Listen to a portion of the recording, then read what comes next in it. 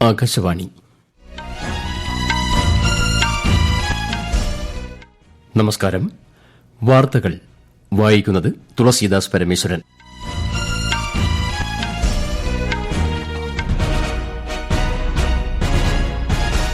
പ്രധാന വാർത്തകൾ.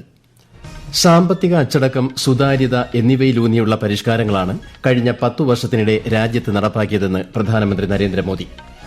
പ്രതിപക്ഷ ബഹളത്തെ തുടർന്ന് നിയമസഭ ഇന്നത്തേക്ക് പിരിഞ്ഞു. ആശാപ്രവർത്തകരുടെ പ്രശ്നങ്ങൾ മുഖ്യമന്ത്രി നേരിട്ട് ചർച്ച ചെയ്യണമെന്ന് പ്രതിപക്ഷം. ആശമാർക്ക് ഏറ്റവും കൂടുതൽ ഓണറേറിയം നൽകുന്ന സംസ്ഥാനം കേരളമാണെന്ന് മന്ത്രി വീണ ജോർജ്. ആഴക്കടൽ ധാതു ഖനനവുമായി ബന്ധപ്പെട്ട നിയമ ഭേദഗതി ഉപേക്ഷിക്കണമെന്ന് കേന്ദ്ര സർക്കാരിനോട് ആവശ്യപ്പെടുന്ന പ്രമേയം കേരള നിയമസഭ പാസാക്കി. വിദേശകാര്യമന്ത്രി എസ് ജയശങ്കറിന്റെ UK, അയർലൻഡ് സന്ദർശനത്തിന് ഇന്ന് തുടക്കം. ICC ചാമ്പ്യൻസ് ട്രോഫി ക്രിക്കറ്റിന്റെ ആദ്യ സെമിയിൽ ഇന്ത്യ ഇന്ന് ഓസ്ട്രേലിയയെ നേരിടും. കാനഡയിൽ നിന്നും മെക്സിക്കോയിൽ നിന്നുമുള്ള ഇറക്കുമതിക്ക് US ഏർപ്പെടുത്തിയ 25% തീരുവ ഇന്നു മുതൽ പ്രാബല്യത്തിൽ. വാർത്തകൾ വിശദമായി. സാമ്പത്തിക അച്ചടക്കം, സുതാര്യത എന്നിവയിലൂന്നിയുള്ള പരിഷ്കാരങ്ങളാണ് കഴിഞ്ഞ 10 വർഷത്തിനിടെ രാജ്യത്ത് നടപ്പാക്കിയതെന്ന് പ്രധാനമന്ത്രി നരേന്ദ്രമോദി. രാജ്യത്തിന്റെ സമ്പദ്വ്യവസ്ഥ, സൂക്ഷ്മ ചെറുകിട ഇടത്തരം സംരംഭങ്ങൾ, ഉത്പാദനം, കയറ്റുമതി, ആണവോർജ്ജ ദൌത്യങ്ങൾ, നിക്ഷേപം, ബിസിനസ് സുഗമമാക്കുന്നതിനുള്ള പരിഷ്കാരങ്ങൾ എന്നിവ സംബന്ധിച്ച ബജറ്റ് അനന്തര വെബിനാറുകളിൽ പങ്കെടുക്കുകയായിരുന്നു പ്രധാനമന്ത്രി. ഇന്ത്യയെ ആഗോള സാമ്പത്തിക മേഖലയുടെ വളർച്ചാ യന്ത്രമാക്കി മാറ്റാൻ സാധിച്ചതായും അദ്ദേഹം പറഞ്ഞു. ഗുണനിലവാരമുള്ള ഉൽപ്പന്നങ്ങൾ വിതരണം ചെയ്യുന്ന, വിശ്വസിക്കാൻ കഴിയുന്ന പങ്കാളിയായാണ് ഇന്ത്യയെ ലോകം കാണുന്നത്. സാങ്കേതിക വിദ്യയുടെ സാധ്യതകൾ ഉപയോഗപ്പെടുത്തി വ്യവസായ രംഗത്തെ നടപടികൾ ലളിതമാക്കാൻ ശ്രമിക്കണമെന്നും പ്രധാനമന്ത്രി ആഹ്വാനം ചെയ്തു. ബജറ്റ് പ്രഖ്യാപനങ്ങളുടെ ഫലപ്രദമായ നിർവഹണം ഉറപ്പാക്കുന്നതിനായി സംഘടിപ്പിക്കുന്ന വെബിനാറുകളിൽ ഉദ്യോഗസ്ഥർ, വ്യാവസായിക പ്രതിനിധികൾ, വ്യാപാര വിദഗ്ധർ തുടങ്ങിയവർ പങ്കെടുക്കുന്നുണ്ട്. ഒരാഴ്ചത്തെ ഇന്ത്യ സന്ദർശനത്തിനെത്തിയ ബെൽജിയം രാജകുമാരി ആസ്ട്രിഡുമായി പ്രധാനമന്ത്രി നരേന്ദ്രമോദി ഇന്ന് ന്യൂഡൽഹിയിൽ കൂടിക്കാഴ്ച നടത്തും. പ്രിൻസസ് ആസ്ട്രിഡിനെ അനുഗമിക്കുന്ന ബെൽജിയം പ്രതിരോധ മന്ത്രി തിയോ ഫ്രാങ്കനുമായി രാജ്യരക്ഷാമന്ത്രി രാജ്നാഥ് സിംഗ് ഇന്നലെ കൂടിക്കാഴ്ച നടത്തിയിരുന്നു.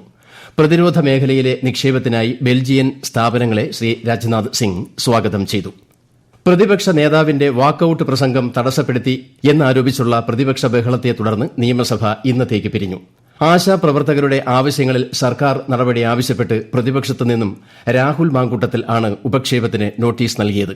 23 ദിവസമായി സെക്രട്ടേറിയറ്റിന് മുന്നിൽ സമരം ചെയ്യുന്ന ആശാപ്രവർത്തകരെ മുഖ്യമന്ത്രിയും ആരോഗ്യമന്ത്രിയും ഗവനിക്കുന്നില്ലെന്ന് പ്രതിപക്ഷം ആരോപിച്ചു. എന്നാൽ ആശാപ്രവർത്തകർക്ക് രാജ്യത്ത് ഏറ്റവും കൂടുതൽ ഓണറേറിയം നൽകുന്നതും ഇൻസെന്റീവ് നൽകുന്നതും കേരള സർക്കാരാണെന്ന് മന്ത്രി വീണ ജോർജ് മറുപടിയായി പറഞ്ഞു.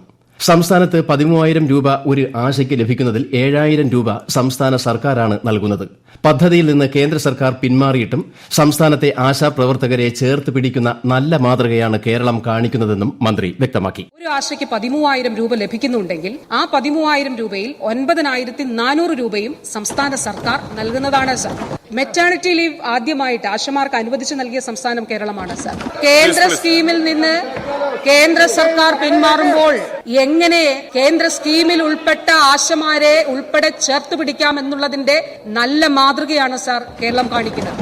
അത് ഓണറേറിയം ആണെങ്കിലും സ്ട്രക്ചേർഡ് ആയിട്ടുള്ള പ്രവർത്തനമാണെങ്കിലും സാമൂഹ്യമായിട്ട് അവരെ ചേർത്ത് പിടിക്കുന്നതാണെങ്കിലും സാർ, അങ്ങനെയാണ് നമ്മൾ കേരളം മുന്നോട്ട് പോകുന്നത്. മന്ത്രിയുടെ മറുപടിയുടെ അടിസ്ഥാനത്തിൽ ഉപക്ഷേപത്തിന് സ്പീക്കർ അനുമതി നിഷേധിക്കുകയായിരുന്നു. 2007 മുതൽ 2011 വരെ ആശാപ്രവർത്തകർക്ക് ഓണറേറിയം നൽകിയിട്ടില്ലെന്നും UDF സർക്കാരാണ് ആശാപ്രവർത്തകർക്ക് ഓണറേറിയം നൽകിയതെന്നും പ്രതിപക്ഷ നേതാവ് VD സതീശൻ വാക്കൌട്ട് പ്രസംഗത്തിൽ ചൂണ്ടിക്കാട്ടി. പണ്ടുമുതലേ വിദ്യാഭ്യാസ രംഗവും ആരോഗ്യരംഗവും ഏറ്റവും നന്നായി കൊണ്ടുപോകുന്ന സംസ്ഥാനമല്ല കേരളം. കേരളത്തിലെ ആശാ വർക്കർമാരുടെ ജോലി ഇന്ത്യയിലെ ഏതെങ്കിലും സംസ്ഥാനങ്ങൾക്ക് ഉള്ള ആശാ വർക്കർമാർക്ക് ആ ജോലി ഉണ്ടോ സാർ? 12ഉം 14ഉം മണിക്കൂറാണ് സാർ ജോലി. അവരുടെ ജോലി ഭാരം മനസ്സിലാക്കി അവരോട് ന്യായമായ തീരുമാനമെടുക്കണം. സാറ് സമരം ചെയ്ത് തെറ്റാണോ സാർ? എനിക്ക് ഗവൺമെന്റിനോട് അഭ്യർത്ഥിക്കാനുള്ളത് മുഖ്യമന്ത്രി അവരെ വിളിച്ച് ചർച്ച ചെയ്യണം. സഭ ഈ മാസം 10 വീണ്ടും സമ്മേളിക്കും. കേരള തീരത്തെ ആഴക്കടൽ ധാതു ഖനനവുമായി ബന്ധപ്പെട്ട് നിയമ ഭേദഗതി ഉപേക്ഷിക്കണമെന്ന് കേന്ദ്ര സർക്കാരിനോട് ആവശ്യപ്പെടുന്ന പ്രമേയം കേരള നിയമസഭ ഐകകണ്ഠ്യേന പാസാക്കി. മുഖ്യമന്ത്രി പിണറായി വിജയനാണ് പ്രമേയം സഭയിൽ അവതരിപ്പിച്ചത്. പ്രതിപക്ഷ ബഹളത്തിനിടെ പ്രമേയം സഭ അതിവേഗം പാസാക്കുകയായിരുന്നു. വിദേശകാര്യമന്ത്രി എസ് ജയശങ്കറിന്റെ UK, അയർലൻഡ് സന്ദർശനത്തിന് ഇന്ന് തുടക്കം. UK വിദേശകാര്യ സെക്രട്ടറി ഡേവിഡ് ലാമിയുമായി അദ്ദേഹം ചർച്ച നടത്തും. പ്രതിരോധം, സുരക്ഷ, വ്യാപാരം, സമ്പദ് വ്യവസ്ഥ, ആരോഗ്യം, വിദ്യാഭ്യാസം ഉൾപ്പെടെ വിവിധ മേഖലകളിലെ സഹകരണം ചർച്ചയാകും. തുടർന്ന് അയർലൻഡിൽ എത്തുന്ന ശ്രീ ജയശങ്കർ ഐറിഷ് വിദേശകാര്യമന്ത്രി സൈമൺ ഹാരിസുമായി കൂടിക്കാഴ്ച നടത്തും. ഇന്ത്യൻ സമൂഹവുമായും അദ്ദേഹം സംവദിക്കും. മഹാരാഷ്ട്ര ഭക്ഷ്യ സിവിൽ സപ്ലൈസ് മന്ത്രി ധനഞ്ജയ് മുണ്ടെ രാജിവച്ചു. മസാജോഗ് സർപഞ്ച് സന്തോഷ് ദേശ്മുഖിന്റെ കൊലപാതകത്തിൽ സഞ്ജയ് മുണ്ടയുടെ അടുത്ത സഹായികളുടെ പങ്കാളിത്തം വ്യക്തമായതിനെ തുടർന്നാണ് രാജി. ലിസ്റ്റിംഗ് തട്ടിപ്പ് കേസിൽ സെബി മുൻ ചെയർപേഴ്സൺ മാധബി പുരി ബുച്ചിനും സെബി ബോംബെ സ്റ്റോക്ക് എക്സ്ചേഞ്ച് ഉദ്യോഗസ്ഥർക്കും എതിരായ നടപടി ബോംബെ ഹൈക്കോടതി സ്റ്റേ ചെയ്തു. ഇവർക്കെതിരെ എഫ്ഐആർ ഫയൽ ചെയ്യാൻ മഹാരാഷ്ട്ര അഴിമതി വിരുദ്ധ വിഭാഗത്തിന് നിർദ്ദേശം നൽകിയ പ്രത്യേക കോടതി ഉത്തരവിനാണ് സ്റ്റേ. മാനദണ്ഡങ്ങൾ പാലിക്കാതെ സ്റ്റോക്ക് എക്സ്ചേഞ്ചിൽ കമ്പനി ലിസ്റ്റിംഗ് ക്രമക്കേട് നടത്തി എന്നാണ് ഇവർക്കെതിരായ ആരോപണം. ആകാശവാണി വാർത്തകളും വാർത്താ അധിഷ്ഠിത പരിപാടികളും all India radio news Thiruvananthapuram YouTube ചാനലിലും at all India radio news Thiruvananthapuram Facebook പേജിലും AIR ന്യൂസ് _ ഇൻസ്റ്റഗ്രാം അക്കൌണ്ടിലും at AIR news _ TVM X ഹാൻഡിലും ലഭ്യമാണ്. സംസ്ഥാനത്ത് റാഗിംഗ് കേസുകൾ പരിഗണിക്കാൻ പ്രത്യേക ബെഞ്ച് രൂപീകരിക്കുമെന്ന് ഹൈക്കോടതി. റാഗിംഗ് കേസുകൾ സംസ്ഥാനത്ത് കൂടിവരുന്ന പശ്ചാത്തലത്തിലാണ് തീരുമാനം. Chief justice Nitin Jamdar, justice Manu എന്നിവരടങ്ങിയ ഡിവിഷൻ ബെഞ്ചിന്റേതാണ് ഉത്തരവ്. ജമ്മുകാശ്മീരിനെയും മണിപ്പൂരിനെയും കുറിച്ച് UN മനുഷ്യാവകാശ സമിതി മേധാവി വോൾക്കർ ടർക്ക് നടത്തിയ പരാമർശം തള്ളി ഇന്ത്യ. പരാമർശങ്ങൾ അടിസ്ഥാനരഹിതമാണെന്നും ലോകത്തിലെ ഏറ്റവും വലിയ ജനാധിപത്യ രാജ്യമാണ് ഇന്ത്യയെന്നും UNലെ ഇന്ത്യയുടെ സ്ഥിരം പ്രതിനിധി അരിന്ദം ബാഗ്ചി പറഞ്ഞു. ജമ്മുകാശ്മീരിലെ ഉയർന്ന വോട്ടർ പങ്കാളിത്തം, കുതിച്ചുയരുന്ന വിനോദസഞ്ചാര സാധ്യതകൾ, ദ്രുതഗതിയിലുള്ള വികസനം എന്നിവയും അദ്ദേഹം വിശദീകരിച്ചു. The world's largest democracy continues to be a healthy, vibrant and pluralistic society. Unfounded and baseless comments in the update contrast jarringly with ground realities. Nothing illustrates this divergence more than the passing reference to Jammu and Kashmir, erroneously referred to as Kashmir, ironically in a year that stood out for that region's improving peace and inclusive progress, be it the large turnout provincial elections, the booming tourism or the rapid development pace. ICC champions trophy ക്രിക്കറ്റിന്റെ ആദ്യ സെമിയിൽ India ഇന്ന് ഓസ്ട്രേലിയയെ നേരിടും. Dubai international cricket സ്റ്റേഡിയത്തിൽ Indian സമയം ഉച്ചയ്ക്ക് 2:30 മത്സരം. കരുത്തുറ്റ ബാറ്റിംഗ് നിരയാണ് ഇന്ത്യൻ ടീമിന് ആത്മവിശ്വാസം പകരുന്നത്.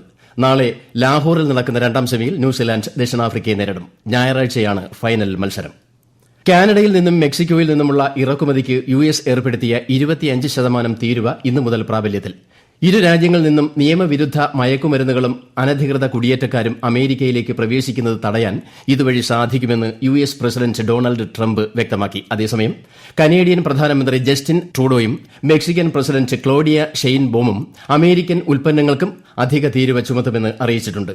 വ്യാപാര രംഗത്തെ തർക്കങ്ങൾ രൂക്ഷമായതോടെ അമേരിക്കൻ ഉപഭോക്താക്കൾ വിലക്കയറ്റം നേരിടേണ്ടി വരുമെന്നാണ് വിദഗ്ധരുടെ മുന്നറിയിപ്പ്. യുക്രൈനിനുള്ള സൈനിക സഹായം താൽക്കാലികമായി നിർത്തിവച്ച് അമേരിക്ക. സമാധാനത്തിനാണ് മുൻഗണന നൽകേണ്ടതെന്ന് പ്രസിഡന്റ് ഡൊണാൾഡ് ട്രംപ് വ്യക്തമാക്കിയതായി വൈറ്റ് ഹൌസ് വൃത്തങ്ങൾ പറഞ്ഞു. റഷ്യയുമായി വെടിനിർത്തൽ കരാറിൽ എത്താതെ യുക്രൈന് നിലനിൽപ്പുണ്ടാകില്ലെന്ന് ട്രംപ് നേരത്തെ അഭിപ്രായപ്പെട്ടിരുന്നു. റഷ്യ യുക്രൈൻ സംഘർഷം ആരംഭിച്ച് 3 വർഷത്തിനിടെ യുക്രൈന് ഏറ്റവും അധികം സൈനിക സഹായം നൽകുന്ന രാജ്യമാണ് അമേരിക്ക. സിറിയൻ നഗരമായ ടാർട്ടസിൽ സൈനിക കേന്ദ്രത്തിന് നേരെ ഇസ്രായേൽ വ്യോമാക്രമണം. ആളപായമൊന്നും റിപ്പോർട്ട് ചെയ്തിട്ടില്ല. ഇസ്രായേൽ സൈനിക വക്താവ് ആക്രമണം സ്ഥിരീകരിച്ചു. തെക്കൻ സിറിയയിൽ നിന്ന് സൈന്യത്തെ പിൻവലിക്കണമെന്ന് ഇസ്രായേൽ പ്രധാനമന്ത്രി ബെഞ്ചമിൻ നെതന്യാഹു നേരത്തെ ആവശ്യപ്പെട്ടിരുന്നു. സിറിയയുടെ പുതിയ സർക്കാർ ഇസ്രായേലുമായി ഒരു സംഘർഷവും ആഗ്രഹിക്കുന്നില്ലെന്ന് ഇടക്കാല പ്രസിഡന്റ് അഹമ്മദ് അൽ ഷറായും വ്യക്തമാക്കിയിരുന്നു. രാജ്യത്തെ ഓഹരി വിപണികളിൽ നഷ്ടം. ബോംബെ ഓഹരി സൂചിക സെൻസെക്സ് 196 പോയിന്റ് താഴ്ന്ന് 72,881-ലും ദേശീയ ഓഹരി സൂചിക നിഫ്റ്റി 61 പോയിന്റ് താഴ്ന്ന് 22,057-ലും വ്യാപാരം പുരോഗമിക്കുന്നു. സ്വർണ്ണവിലയിൽ വർധന. ഗ്രാമിന് 70 രൂപ വർദ്ധിച്ച് 8,010 രൂപയും പവന് 560 രൂപ കൂടി 64,080 രൂപയുമാണ് ഇന്നത്തെ വില. പ്രധാന വാർത്തകൾ വീണ്ടും. സാമ്പത്തിക അച്ചടക്കം, സുതാര്യത എന്നിവയിലൂന്നിയുള്ള പരിഷ്കാരങ്ങളാണ് കഴിഞ്ഞ 10 വർഷത്തിനിടെ രാജ്യത്ത് നടപ്പാക്കിയതെന്ന് പ്രധാനമന്ത്രി നരേന്ദ്രമോദി. പ്രതിപക്ഷ ബഹളത്തെ തുടർന്ന് നിയമസഭ ഇന്നത്തേക്ക് പിരിഞ്ഞു. ആശാപ്രവർത്തകരുടെ പ്രശ്നങ്ങൾ മുഖ്യമന്ത്രി നേരിട്ട് ചർച്ച ചെയ്യണമെന്ന് പ്രതിപക്ഷം. ആശമാർക്ക് ഏറ്റവും കൂടുതൽ ഓണറേറിയം നൽകുന്ന സംസ്ഥാനം കേരളമാണെന്ന് മന്ത്രി വീണ ജോർജ്. ആഴക്കടൽ ധാതു ഖനനവുമായി ബന്ധപ്പെട്ട നിയമ ഭേദഗതി ഉപേക്ഷിക്കണമെന്ന് കേന്ദ്ര സർക്കാരിനോട് ആവശ്യപ്പെടുന്ന പ്രമേയം കേരള നിയമസഭ പാസാക്കി. വിദേശകാര്യമന്ത്രി എസ് ജയശങ്കറിന്റെ UK അയർലൻഡ് സന്ദർശനത്തിന് ഇന്ന് തുടക്കം. ICC ചാമ്പ്യൻസ് ട്രോഫി ക്രിക്കറ്റിന്റെ ആദ്യ സെമിയിൽ ഇന്ത്യ ഇന്ന് ഓസ്ട്രേലിയയെ നേരിടും. കാനഡയിൽ നിന്നും മെക്സിക്കോയിൽ നിന്നുമുള്ള ഇറക്കുമതിക്ക് US ഏർപ്പെടുത്തിയ 25% തീരുവ ഇന്നു മുതൽ പ്രാബല്യത്തിൽ. വാർത്തകൾ കഴിഞ്ഞു. അടുത്ത വാർത്താ പ്രക്ഷേപണം വൈകിട്ട് 6:30.